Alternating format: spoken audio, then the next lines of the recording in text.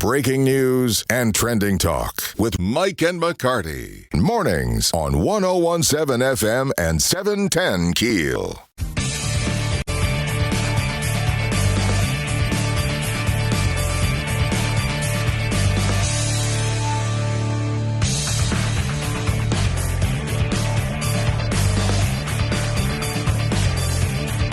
.101.7 FM, 710 KEEL, Mike and McCarty.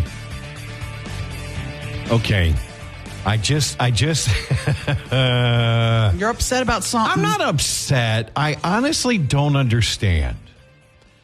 And maybe I'm at that point where it's like, okay, I've now crossed the Rubicon to where my age has now started affecting the way I look at things. Mm-hmm. Correct me if I'm wrong. I get the impression you've never really been a country music fan. Not a huge one, no. Okay. No.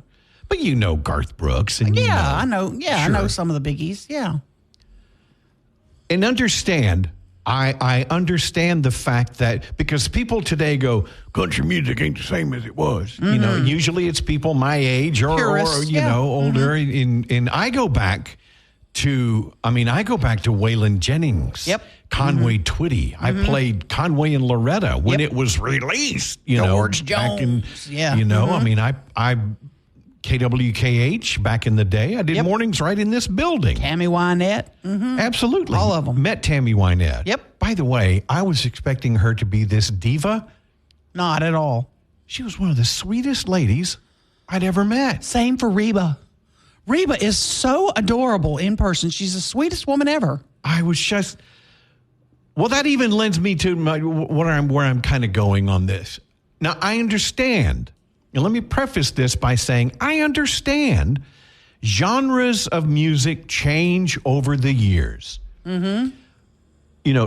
Top 40 pop music in the 70s was way different than top 40 pop music today. Right.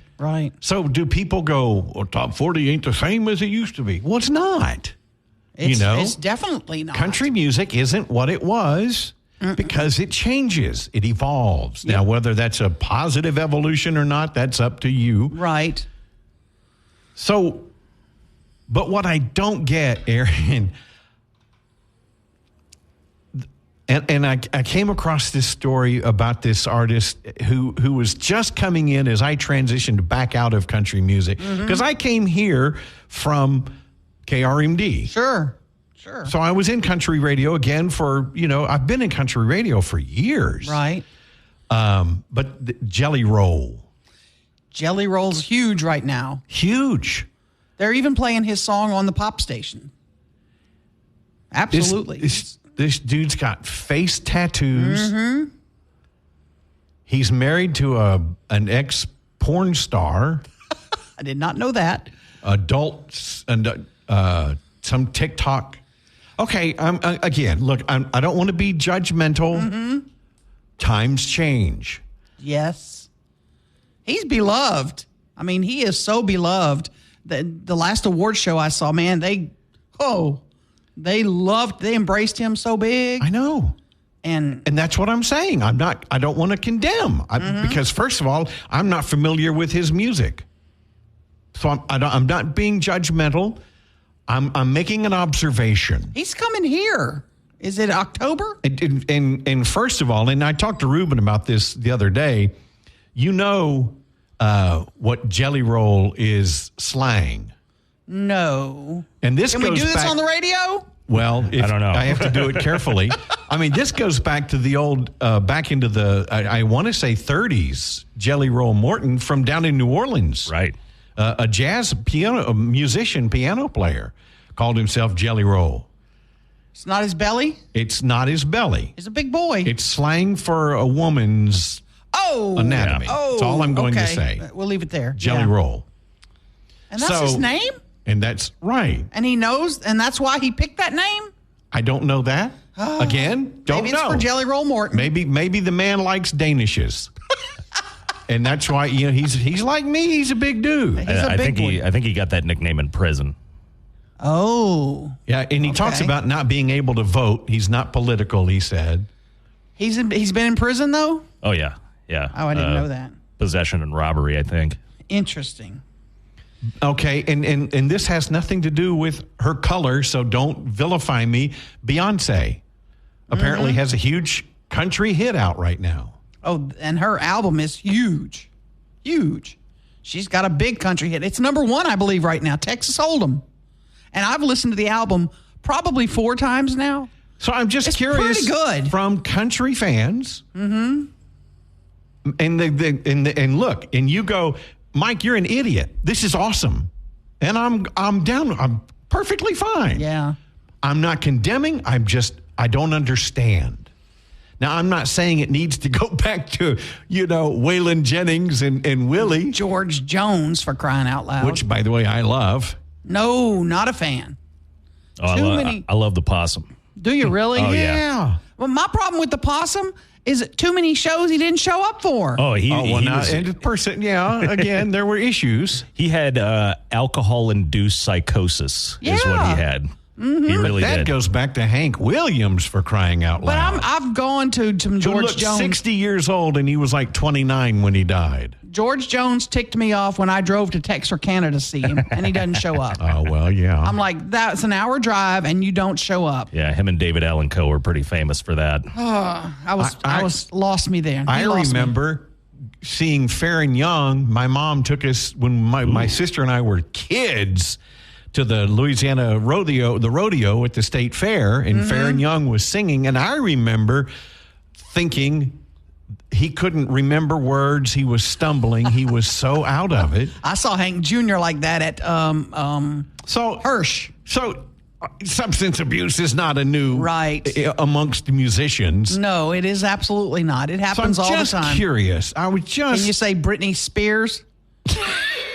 Bless her heart. Bless her heart. Oh, man. So I don't know. I just, it's easy to condemn, and I'm not condemning. Mm-hmm. It's different. It is different. I'm just curious if you won't be at the Jelly Roll show. I don't think I will. Don't think I will. Mike, I was expecting you to go, no. But then I go back to like the use of Jelly Roll. I go back to the beanbag toss game, and the name of that. Thank you, Ruben. Thank you. What? I'm lost something. Yeah, it's cornhole. You can say it. Oh. Because you're throwing a bag of corn in a hole. Is that what it is? I feel like I had to preface that. Okay. 'Cause that's not what it used to mean. Okay. All right. I'll follow you. And now it's like, I remember the first commercial I got one time to read for some festival, and they say cornhole tournament. And I'm like, you want me to say this? Oh, what kind of tournament? I never knew there was anything wrong with that. Well, see, there you go. Maybe, y'all are going to have to tell me off the air what's wrong with cornhole. Stop saying it. I got the early voting numbers through yesterday. We'll look at those next. Mike and McCarty, 101.7 FM, 710 KEEL. Now more breaking news and trending talk with Mike and McCarty on 101.7 FM and 710 KEEL.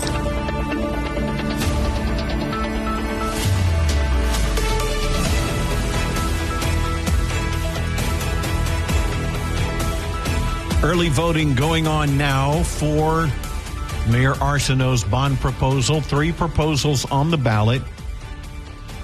That's all that's on the ballot. Look it up. Download the Go Vote app. It's GEAUX Vote. You can find your ballot, and you can read about the bond proposals.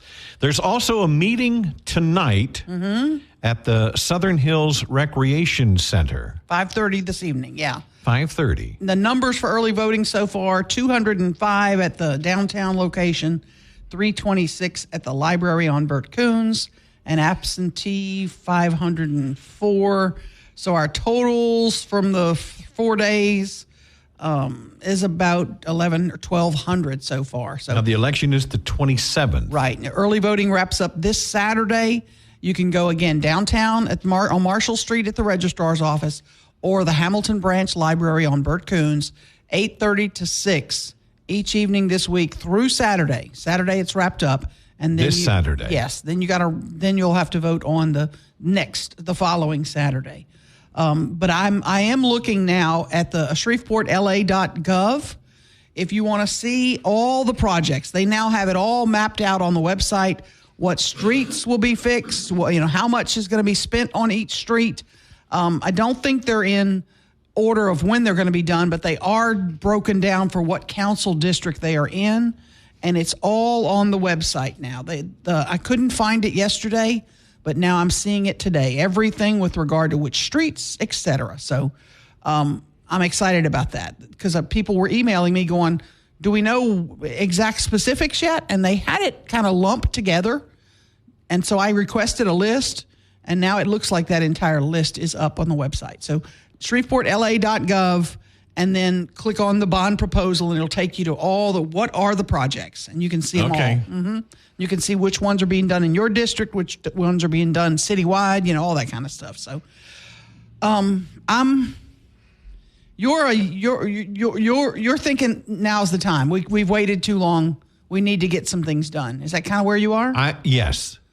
We have issues that need to be addressed. Mm-hmm. And yeah, I'm a go because, as the mayor said, it's only going to get more expensive. These aren't going to correct themselves. Our infrastructure isn't going to get any better. Right. It's not like, it's not like a sore wrist. Sometimes that'll go away and you're fine. Yes. You know what I mean? Yes, I get that. Take a little Tylenol. Okay, now it's gone away. Well, if you broke your femur, you got to do something. Right. Now, I understand government waste. Why haven't we spent money wisely? I get all that. Mm-hmm. But you can't do anything about that right now. Let me ask you a question. I'm going to really put you on the spot. You ready? Oh, no. I'm going to show what an idiot I really am. If Adrian Perkins was still the mayor, would you be saying that today? Yes. Vote for him. Go. Vote for. If Greg Tarver were the mayor, would you be saying yes? When I look at what these are, yeah. But I'm glad to hear that. Yeah, because we either have to put up or shut up. Now, I know we've been paying taxes, but I can tell you in my neighborhood, water mains burst all the time. Yeah. They constantly have backhoes digging up huge sections and busting out concrete. And I mean, we had two corners on here near my house that were broken up. I mean, it's got to be done. Right. Do I agree with it? Do I like it? No, of course not. Mm-hmm. But it's like buying tires for your car. Last thing you want to do is buy tires for your car. Yeah, you feel like a waste of money. Yeah, absolutely. But you got to have them. Here's where I am on it. I'm with you on it's time, but I also am going to watch them like a hawk. Well, of course. Trust but verify. I want everyone in the city to do the same. I want you to watch the progress. I want you to scream and holler if nothing gets done. I'd always said, if I don't see a shovel of dirt turning on Ninth Street yet, I'm a no for anything new. Right. And there's no dirt turning on Ninth Street yet, but... Well, it's coming. They have the bid in. They've started some utility work and all that. So I'm feeling a little bit better. But we got to do better in terms of moving these things along. But it's like you can't address a problem if you don't know you've got a problem. Yeah.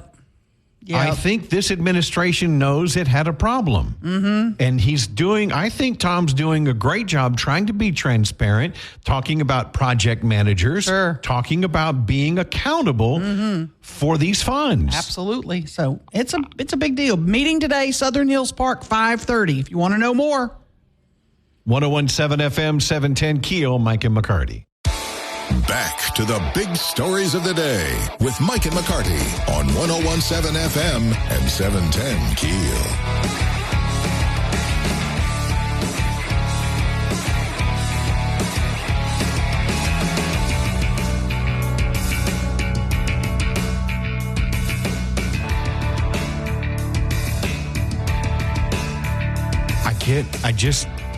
can't. First of all, I can't pray enough for Mike Johnson. I can't imagine what he's going through. Oh, yeah. Frustrating. And I used to like Marjorie Taylor Greene. Mm-hmm. But I don't understand what this fringe thinks they're going to accomplish. First of all, you're not going to get anybody better in. No, who do they get? That's the thing. Right. Who do you get? What do you think you're going to do at this point? And of course, they're talking about this call to vacate the speaker's position. That keeps coming up because he's trying to work a deal for funding and the national budget. I don't know, Aaron. Yeah, they're trying to get him to resign. He says it's not going to happen. There's another Republican who has jumped on board who is now calling, along with Marjorie Taylor Greene, calling for him to resign so they don't have to go through this floor fight. But who's going to step up? Who's going to be the speaker? Well, I'm hoping they're calling for him to resign because they know they don't have the votes. That could be, but if he loses one more Republican, I know. We're holding on by a razor-thin majority, first of all. Mm-hmm. So any speaker in this position has very little power. Yeah. It is. The latest is Thomas Massey from Kentucky.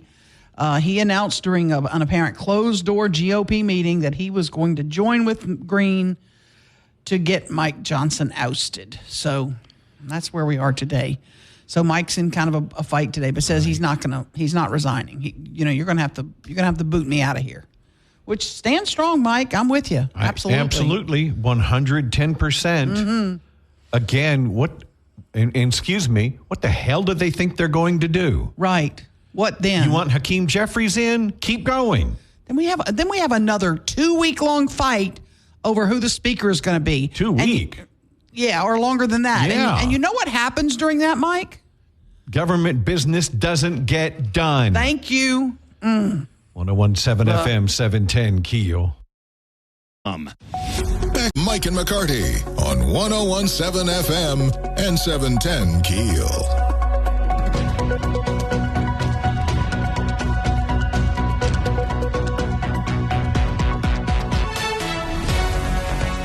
Now, did you tell me earlier this morning they're closing down streets in downtown Shreveport for this hootie-doo tomorrow? Yes. 50 Cent Jackson is going to have a news conference with the mayor. Other city officials will be there.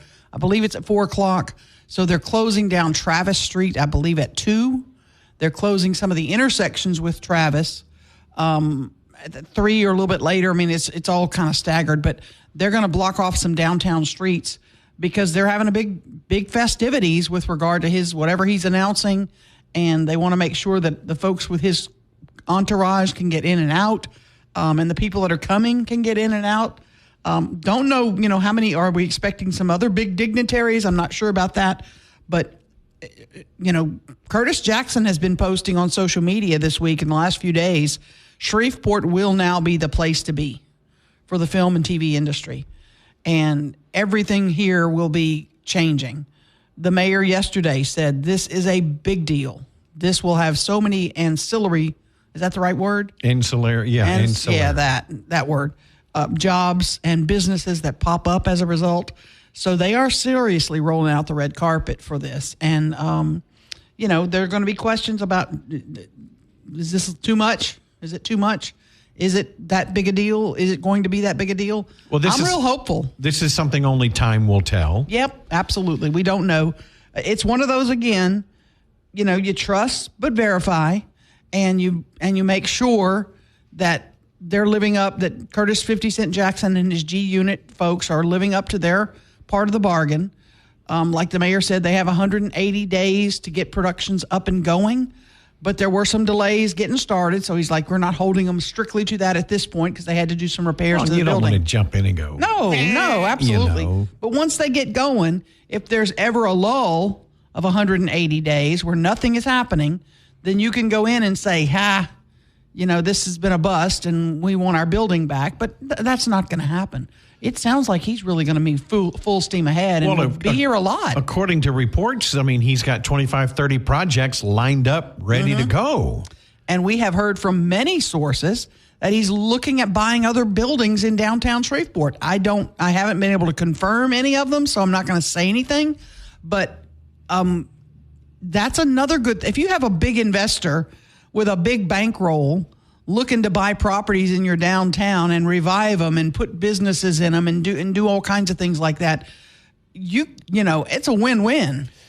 There was, legend has it that years ago, and I'm talking back into the 30s and 40s, Shreveport could have been Nashville at one point. The Louisiana Hayride was a huge deal.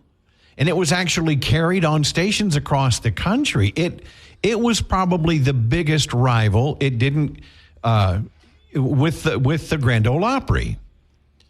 And from what I understand, there were recording studios and things like that. But city leaders at the time in the city of Shreveport didn't want it, and so more and more of it moved east. Right. There are those that think we missed an opportunity back in those days. Oh, absolutely. We could imagine if we were Nashville. And again, I hate to keep bringing up the same thing, but look what Tyler Perry did for Atlanta, and the the entertainment industry there, and if we can get a portion of that here, and it's not just actors and set constructors that are going to benefit. Restaurants will be needed, food suppliers, everything. Absolutely. All that goes with it. Everything that you need for a movie set. It could be a game changer. Absolutely. No doubt about it. Coming up next hour, by the way, Will Green's going to join us from Lobby talking about the Constitutional Convention coming up and the business. I can't even read my own note here. He'll clear it up. Yeah, Mike and McCarty, 101.7 FM, 710 KEEL. Let's get back to the show with Mike and McCarty on 101.7 FM and 710 KEEL.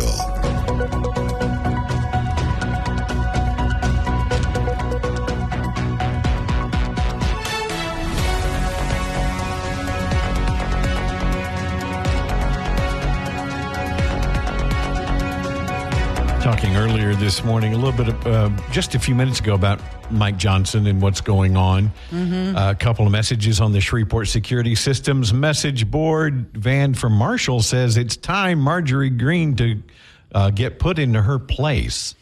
With her My Way or the Highway legislation, she has to learn to work within her party. Right. Legislation is I don't know what this is, a give and take game. Not a my way or the highway. And that's true. And that's the thing it bothers me to see her at the State of the Union speech, sitting in her seat, wearing Trump gear. I want you to think if that was Trump giving a State of the Union speech and a Democrat was sitting out there in Biden gear, folks would have gone crazy and said you should have been removed from the place. She should have been removed. And I know Nancy Pelosi did some awful things during Trump's State of the Union. Broke federal law by tearing up the speech. But you just do better. I want to see my leaders do better. There's no decorum. There's no decorum anymore. Either side. It's frustrating as heck. No, I agree. Marjorie Taylor Greene is the Republicans' version of AOC. Yeah. I don't think she's that dumb. I just don't think she's. I think she. I don't know. I don't know how to describe it. And you and I are we're not getting things done. Nothing is happening. Right. It's just such a disappointment to watch this happen, and it's been now happening for 4 years. Wow. Yeah. It's just really, really frustrating, and I don't know what to say, and it's going to be a tough year. This election year is going to be a tough year. It's going to go on and on and on. And if you look at what's going on with this Trump trial right now in New York, it's an abomination. The charges, first of all, were misdemeanor charges that the DA trumped them back up to felony charges somehow. The statute of limitation had already run out on the misdemeanor charge. I mean, it's just, and now Biden's out on the campaign trail, and the judge, who, by the way, is a Biden supporter, has donated to the Biden campaign. His daughter stands to benefit from this trial. The judge has ordered Trump to be in court every day, threatened jail time if he doesn't, so he can't get out and do what they're most afraid of, are these huge Trump rallies. Yeah, I'm hearing he is going to let him do something. I don't know for sure. Like his son's graduating from high school. Well, he had to fight to even go to his own son's graduation. I hope they let him out. I mean, you will really look silly if you tell the man, no, you can't go to your kid's high school graduation. Well, this your judge, youngest. first of all, should recuse himself. Yeah. It's just an abomination. Real frustrating. You're right. Will Green coming up just after the local news from Lobby. Mike and McCarty, 101.7 FM, 710 KEEL.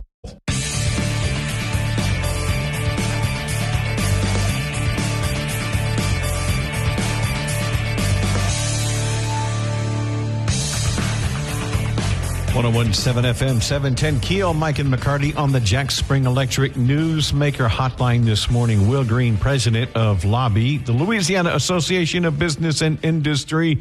Will, good morning, sir. Good morning, Mike. It's good to be on. Well, thank you for joining us this morning. There's been discussion, and in fact, it came up yesterday about a constitutional convention. This would make 12 for the state of Louisiana. What's the status on this now? Yeah, so currently the bill is being debated in House and Government Affairs. The debate started yesterday. The author offered a set of amendments to provide some further clarification. He reduced the length, I guess the date certain of the Constitutional Convention, with the provision in there that they could extend the time if needed, and then also essentially set up the Constitutional Convention as a tricameral convention. So anything that the convention wants to vote on and move from the current Constitution into what I believe will eventually be a transitional section must get a majority of the Senate, a majority of the House of Representatives, and a majority vote of the 27 delegates that the governor has recommended. Tricameral must mean all three, then. All three. Okay. It doesn't need 2/3 in the House or Senate? The bill needs 2/3. Okay. And so in order for House Bill 800 to pass, I believe it needs 2/3 vote. And then that will then call these delegates, as set out in the bill, into the limited Constitutional Convention at 5:30 on May 20th. Those delegates will be 105 members of the House of Representatives, 39 members of the Senate, and then 27 delegates appointed by the governor, and he has already made those delegates public. Those three sets of delegates will come together. They will vet each section of the Constitution, figure out, which, depending on which section, what they want to vote on needs to be moved from the current Constitution, possibly into a transition section that would be voted on by the public, which I think then could be moved into, a later date into statute. And so that's one of the clarifications that the author offered through a set of amendments yesterday. The bill was debated a little bit in House and Government Affairs, and then it'll be debated a lot further today. Talking with Will Green from Lobby. Will, say we get into a constitutional convention, what do they want to change? What are some issues that we want to address concerning Louisiana's Constitution? Well, our current Constitution is one of the longest in the country, and it's 17 times longer than the U.S. Constitution. And so in its purest form, a Constitution should be fundamental rights and inalienable rights. Fundamental rights of what a state can do, and spell out inalienable rights of the Louisiana citizens.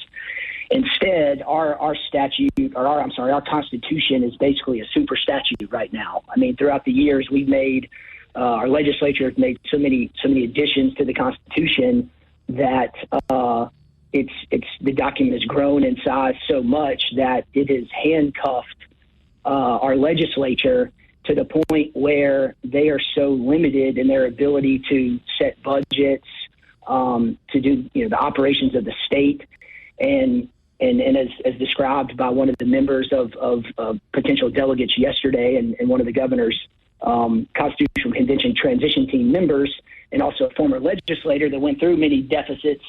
In times of deficits, the constitutional limitations and handcuffs that are currently in our law really limits the legislature's ability to go in and set budgets.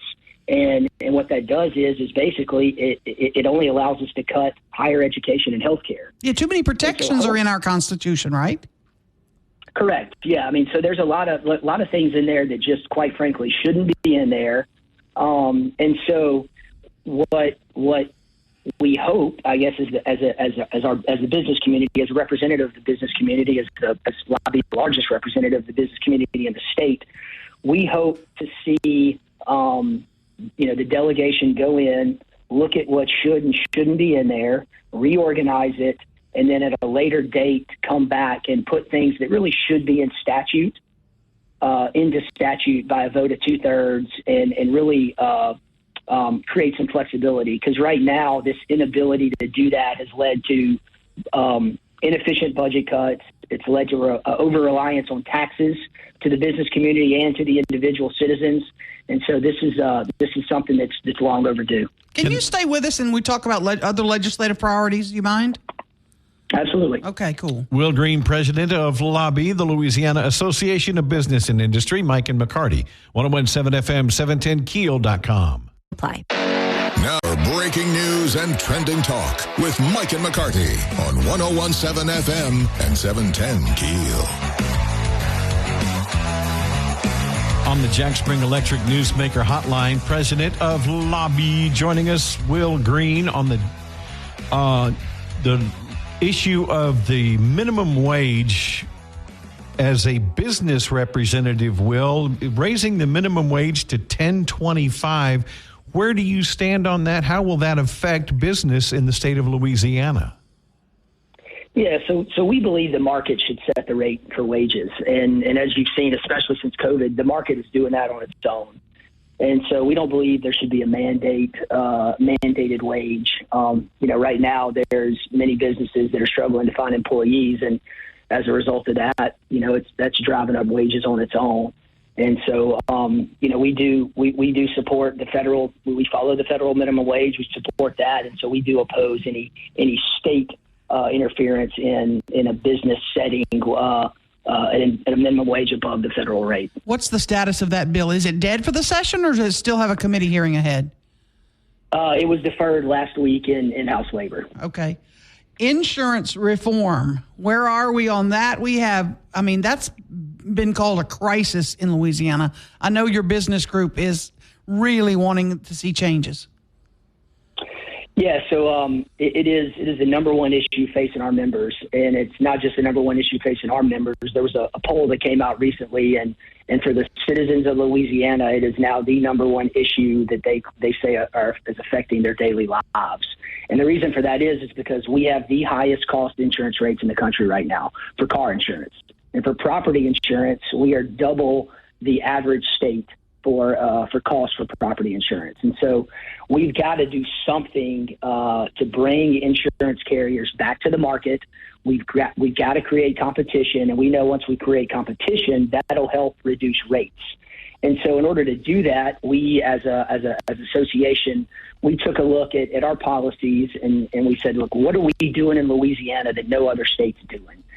And where are we an outlier? We don't need to reinvent the wheel, but what are some things that we can do in Louisiana, some policies we can pass to bring carriers back to the market? And one of those ways is with one of the local senators here, Senator Bass, Senate Bill 370, that's going to be heard in insurance committee today. it would modify the 3-year rule for homeowners insurance policies to allow insurance to better manage their risk by removing certain policies from their portfolio. Currently, Louisiana is the only place in the world with a 3-year rule for homeowners policies, which is a significant barrier keeping insurance out of the state. Another property insurance measure that we are supporting is Senate Bill 323 by Senator Talbot. That's up in Insurance Today as well. That would better define the process for when you have a loss. You submit that loss to the carrier. It defines when the timeline when the carrier has to either pay you or ask for additional information, and then it walks through the process in a more clear and unambiguous manner. Currently, we have one of the most ambiguous processes for that. And as you all know, when you have ambiguity in processes, the only people that benefit from that are the lawyers. And so that has led to a lot of lawsuits. And so those are some common sense reforms that we're bringing to help attract insurance companies back to the market. Will Green from Lobby, a huge hot button topic right now. In fact, a lot of the current politicians in Baton Rouge ran on eliminating the state income tax. We know it's it's been tabled. I won't call it dead, but it's dead for now. Where do we go from here? Yeah, and look, that's something that a lot of states that we are competing with for businesses and for talent, for jobs, for growth, for investment. Those states like Texas and Florida, they don't have a state income tax. You look at states like Mississippi, they're looking at repealing their income tax, and so it's definitely something that we as a state need to look at doing if we're gonna keep up. Now, the problem is that it's about a $4 billion fiscal note. And so how do we do that? I think that we want to be a part of the conversation between now and the legislative fiscal session next year, where the focus will be on tax measures, on how do we get to a repeal of the income tax in a very responsible manner where we're not robbing Peter to pay Paul. Can it be revenue neutral? Do you think that's a realistic approach? One person's revenue neutral, one person's definition of revenue neutral is not necessarily another's. And so, obviously that would be ideal, but, that's what we're going to be trying to determine over the next year. And we definitely want to be a part of the solution to get there. That's because one lawmaker said we could get rid of all these exemptions that we grant. And, if there's an exemption for boll weevils, I'm good with that. If there's an exemption for film tax credits, I might not be good with that. We got Curtis Jackson coming to town tomorrow. He's setting up a big film studio system here. So you make the perfect point. For me, that don't touch that one. So how do you get through all of them? Yeah, Aaron, look, I mean, that's the issue, right? Is that some of these exemptions are put in place to support different industries that have trickle-down effects in different areas. I mean, the film tax credit may support jobs and tax revenue tremendously in the Shreveport area, whereas in other areas it may not. And so lawmakers may think, well, look, we don't really need that tax credit. And so you get into that debate. Some tax exemptions are put in place to prevent double taxation. And so you think, well, let's get rid of that. But then now you're taxing things, 2 or 3 times. And so, again, I go back to we want to repeal the income tax, but we don't want to do it irresponsibly in a manner that, robs Peter to pay Paul. Well, another issue is, of course, public safety. Yeah, you've got that's a priority on your website, lobby.org. Prioritize public safety by supporting and strengthening law enforcement, reducing recidivism, and promoting workforce training initiatives for offenders. Are you seeing any of those bills passing? I know we did a big, crime legislative session, but eliminating or bringing down crime is huge for businesses because, if they're impacted, right? And how do we increase law enforcement? Mm-hmm. Sure. No, when we talk to our members, one of the top things that they said, along with obviously insurance and education, was crime. I talked to a CEO yesterday, and he said that he had a high-end executive on the hook coming here and was excited to come, got back, Googled the crime in the area, and his wife said, we're not coming. And we hear that time and time again. And unfortunately, in Louisiana, we have 3 of the top 10 violent crime cities in the country. Fortunately, I'm in one in Baton Rouge. Y'all are in one in Shreveport, and New Orleans is the 3rd. And so that is when we talk about crime as a hindrance to growing businesses here and attracting businesses to come, it has to be something that we talk about as the largest business voice in the state. And so I am, the governor called a special session, and that largely focused on accountability and transparency, which we do think we need. But we also think you can't have accountability and transparency without reentry and focus on how do we stop the cycle, right? We don't want to send people to prison just to become better prisoners. We need to, if they go to prison, we want them coming out with a skill so they can be productive citizens. And so there are several initiatives that we are supporting this legislative session. One is Senate Bill 251 by Senator Barrow. It will require that every prison have GED options and vocational training for prisoners. That's a big deal, so that prisoners can go in, learn a skill, and come out. Because if they come out of prison with a skill, they are significantly less likely to reoffend. 2 other measures by Representative Wheeler I'll touch on real quick because it's just something that we don't think about, we take for granted. But these measures would mandate access to birth certificates and other important documents for juveniles upon their release. Because what we found is a lot of times these offenders get out of prison, they don't have the necessary documentation to go get a job, because the first thing you're asked when you apply for a job is, okay, give me your license, give me your documents. They don't have it, and so they go back and they look for it. Their parents don't have it. It's lost. And what ends up happening is they fall in with their old crowd, they reoffend, and it's the circle of crime. And so we're trying to prevent that, and we're excited about some of the measures moving forward that would do that. Will Green, president of Lobby, thanks for your time. First time we've gotten to speak with you. We appreciate it. Thank you, sir.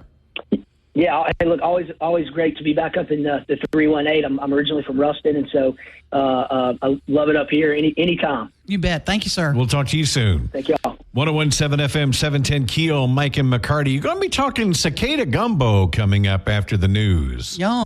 Back with more of Mike and McCarty on 101.7 FM and 710 KEEL.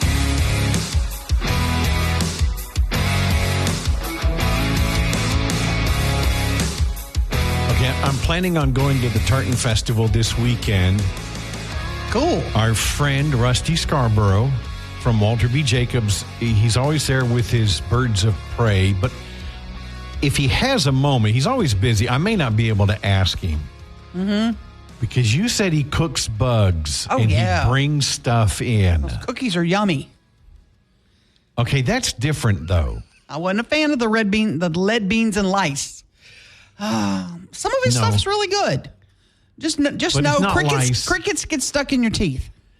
See, their little legs. Yeah. Well, there's a cicada event coming this summer. Is that what we're looking at? Yeah, May, June. Yeah, they're on the way.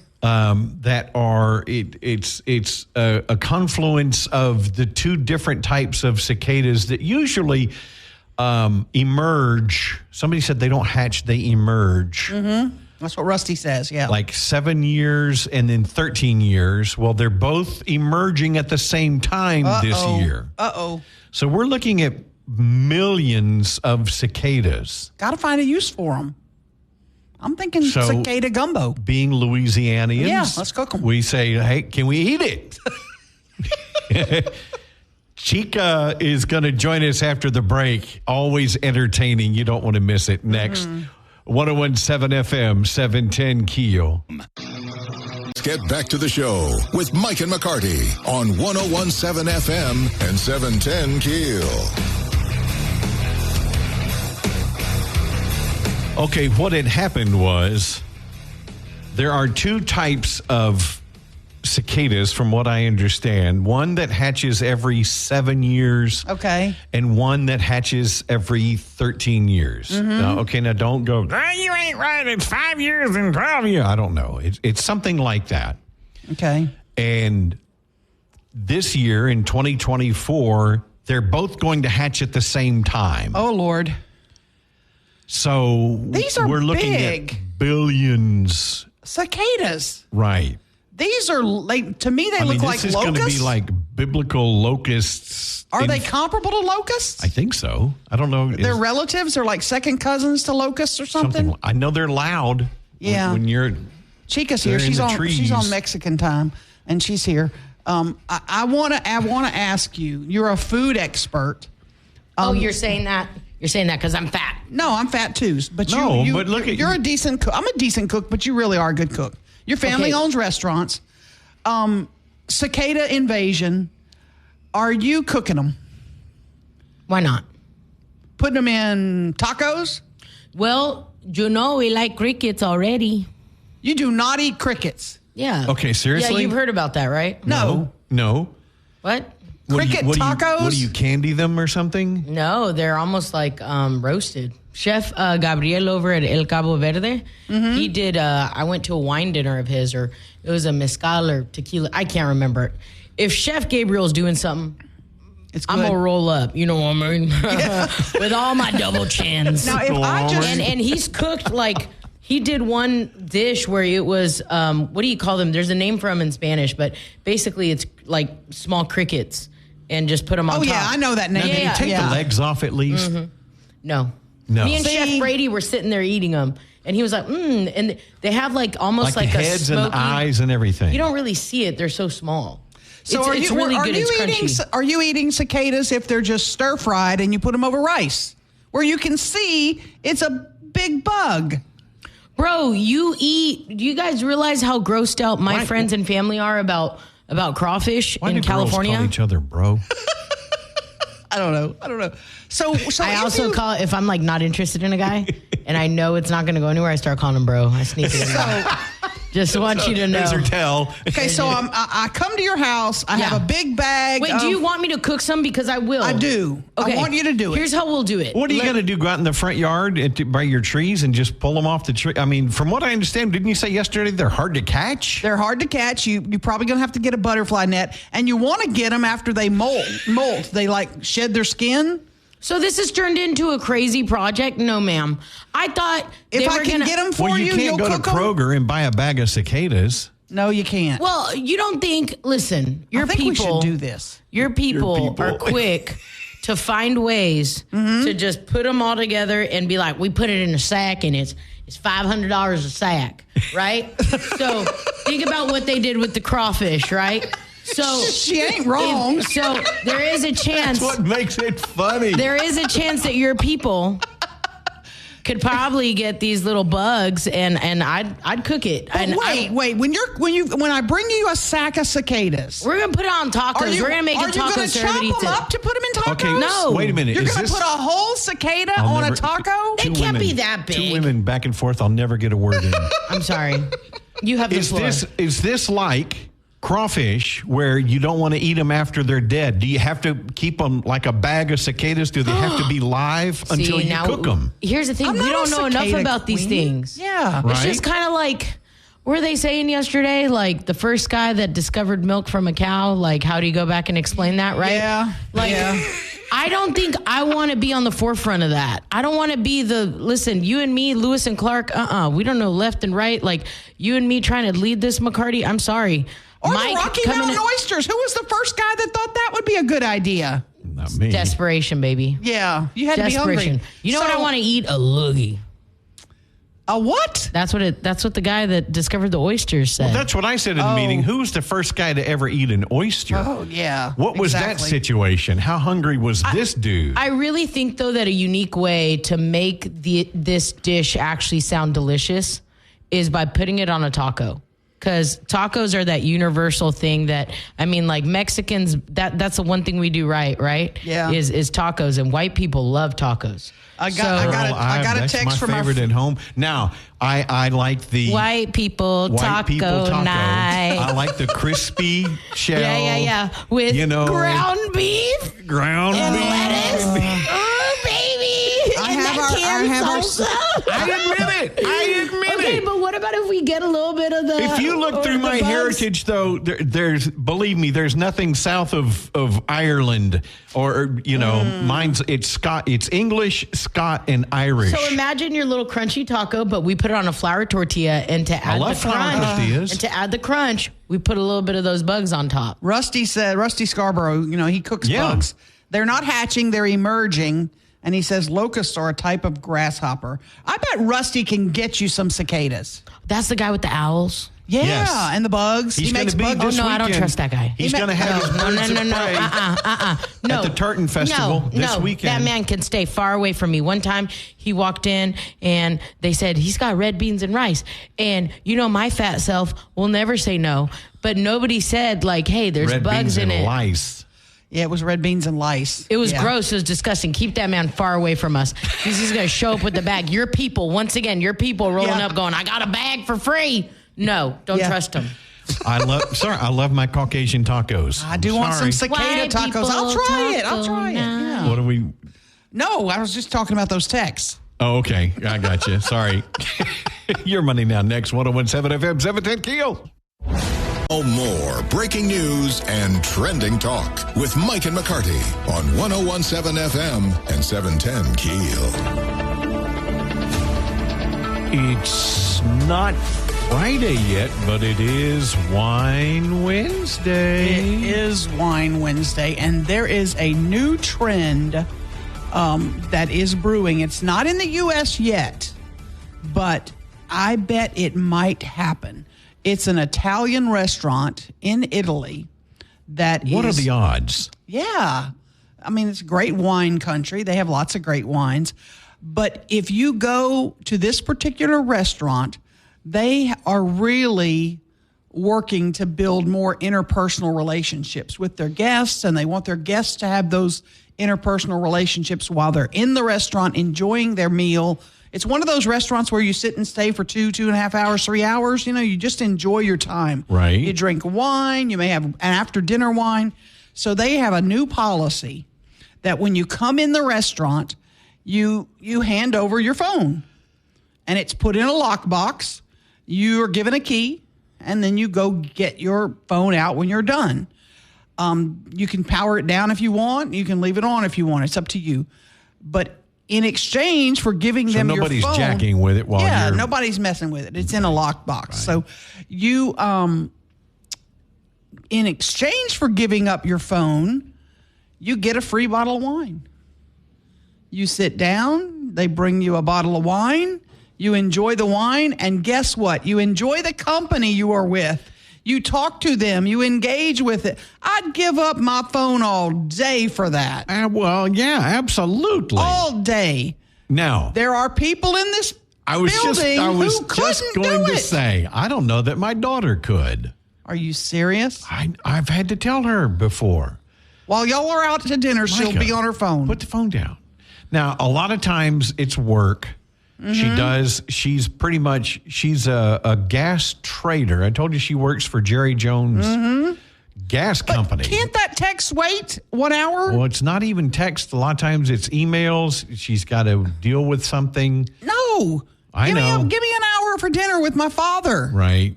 I agree. And I've never had a commercial emergency come up where I've got to voice this right away. Yeah, and I just, I despise going into a restaurant and looking around and seeing people sitting at tables near me. Not even talking.